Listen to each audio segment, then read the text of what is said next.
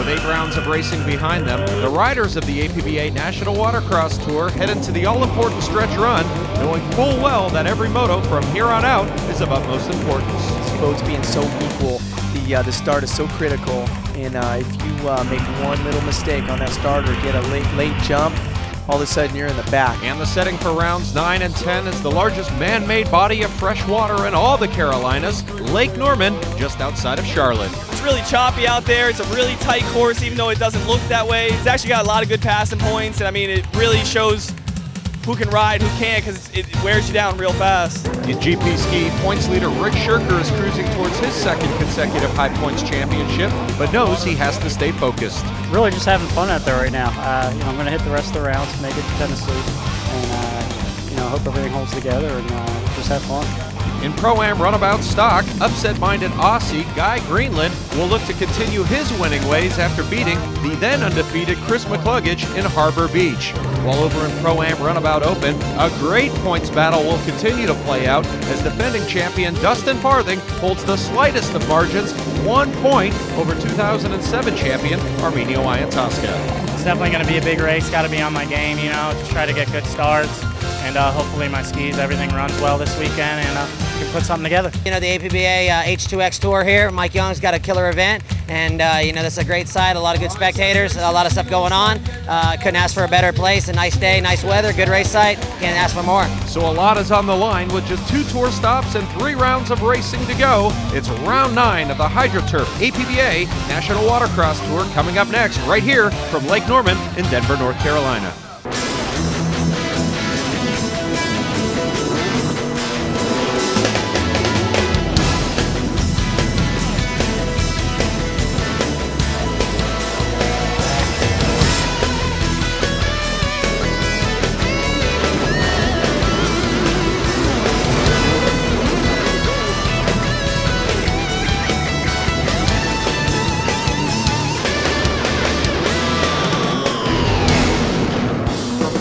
In Denver, North Carolina, it's time now for round number 9 of the HydroTurf APBA National Watercross Tour. Hello again, everyone, and welcome back to another exciting round of watercross racing. Thanks for joining us once again. I'm Ian Howard. Well, it was 4 years ago when the tour was reborn that the teams raced on the same body of water, Lake Norman, but then it was the city of Mooresville, North Carolina that welcomed all the teams. Fast forward to 2009, and now it's the city of Denver, North Carolina that welcomes all the teams of the tour. And well, plenty of exciting racing, as this is the second to last stop on the tour, so all the points chases, well, still up for grabs. So those teams that have points championship aspirations, this is the time to get a move on. And for those of the teams that are on top, this is a chance to solidify their points championships heading in to Nashville, Tennessee. As always, we'll have all the Pro Runabout and Pro GP racing, and I'll be joined by Dave Arnold for the call. It's all coming up next, round 9, right here from Lake Norman in Denver, North Carolina. And here's your point standings after 8 rounds of competition. Rick Shirker, defending points champion, comfortably on top of the rest of the field. Welcome back to Rob Flores. He's still second of the points after missing the last 2 rounds of competition. As we take a look now at highlights from Moto number 1, and a big surprise up front. Paul Puchowski, the limited Yamaha, the old school square nose, would check out and get the whole shot. Rob Flores, meanwhile, a perennial favorite. He would get a very poor start, and he would run 6th early on. Later on in Moto number 1, as Rob Flores aboard what they call the Skizilla, 1,100 cc's packed underneath that Kawasaki, would make a move towards the front, and he would challenge defending points champion Rick Shirker for the 2nd position. Shirker, though, would not waver, and later on in Moto 1, he would get past Puchowski along the backstretch, so the veteran Rick Shirker would move into the lead. And Rick Shirker, your Moto 1 winner, he would come from behind to overtake Puchowski and record the Moto 1 win. And when we come back to Denver, North Carolina, and coverage of the APBA National Watercross Tour, it'll be time for Moto 2 of GP Ski, so stay with us. Welcome back to Lake Norman in Denver, North Carolina, as we're about 20 miles north of the city of Charlotte on a sunny, warm day here for round number 9 of the HydroTurf APBA National Watercross Tour. GP Ski on the water getting set for their 2nd moto. And before we get underway, let's first visit with the man they call the Hurricane, Bill Haig, with his HydroTurf Tech Tip. Here on the APBA National Watercross Tour, there's a number of components that we add to the skis to increase the handling ability. One of the most noticeable are tubbies. You'll see these being added to the Kawasaki's, Yamaha's, and Hydraspace. These greatly improve the turning capabilities of the skis. Other changes you may notice would include the addition of sponsons to the rear ski. This helps the back end actually bite harder. Some riders also like to remove the bond rail off the back of the ski. This allows the water that gets trapped underneath the rail to channel out. This creates less lift on the ski when you're going through corners. It's modifications such as these that allow us to have such great cornering speeds on the GP class. And thanks to Bill Haig for that HydroTurf Tech tip as we get set for Moto number 2 for GP Ski. Rick Shirker continues his dominance of late, Dave. After 4 consecutive Moto wins and sweeping the overall in Harbor Beach, he opens up race action here from Denver, North Carolina with a Moto 1 win. As we're off racing, and Dave, you get that perspective from Bill Haig's onboard at how rough it is here in Denver, North Carolina. But again, the characteristics of this race course, they look much the same, but for the riders on the course, they'll tell you it's a lot different than our last race in Harbor Beach. Yeah, where we were at in Harbor Beach, Michigan, that's Lake Huron. It's a cold water lake. Cold water lakes, they can get rough, but not choppy like these warm water lakes at Lake Norman here in Denver, North Carolina.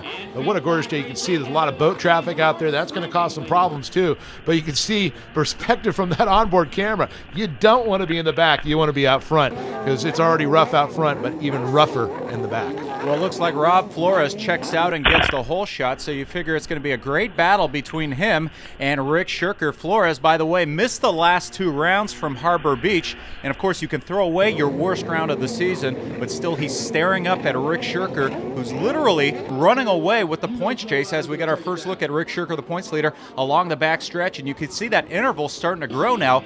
And one of the reasons is, Dave, is because Rob Flores has so much horsepower packed in that Kawasaki.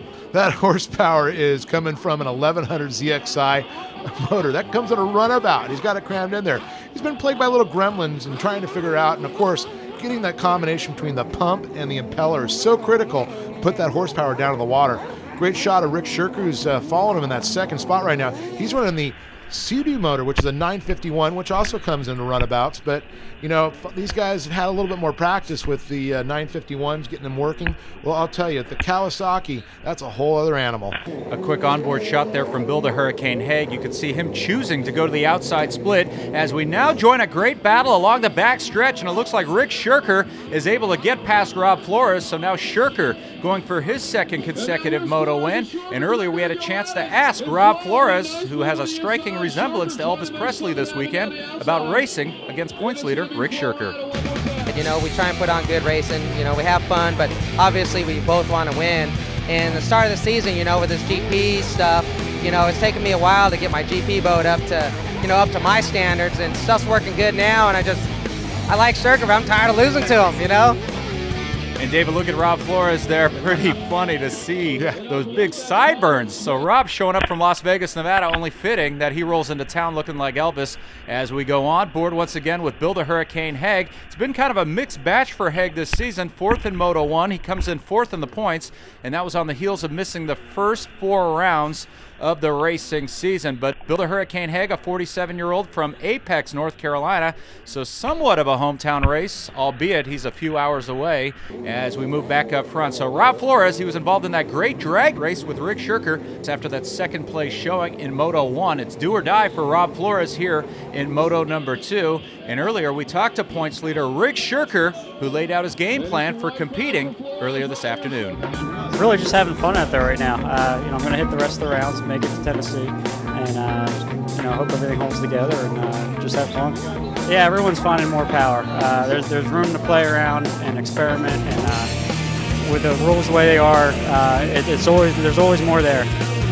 And we've had a rider go down on the heels of listening to Rick Shirker, your points leader. But Dave, the way the motos are laid out, the 2nd moto outweighs that of the 1st to ensure against a tie. And Rob Flores, after a 2nd place showing, looking for the overall because he leads here in Moto 2, whereas Rick Shirker, after winning the opening moto, now in 2nd place.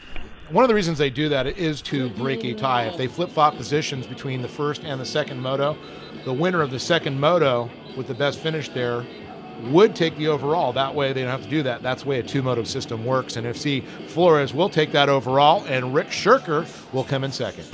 So Rob Flores, in essence, wins the tiebreaker. A 2 and a 1 is better than Rick Shirker's 1 and a 2 in their paramotos. And word is Elvis is on the beach. Rob Flores, your overall winner for round 9, ready to fill us in on taking the overall.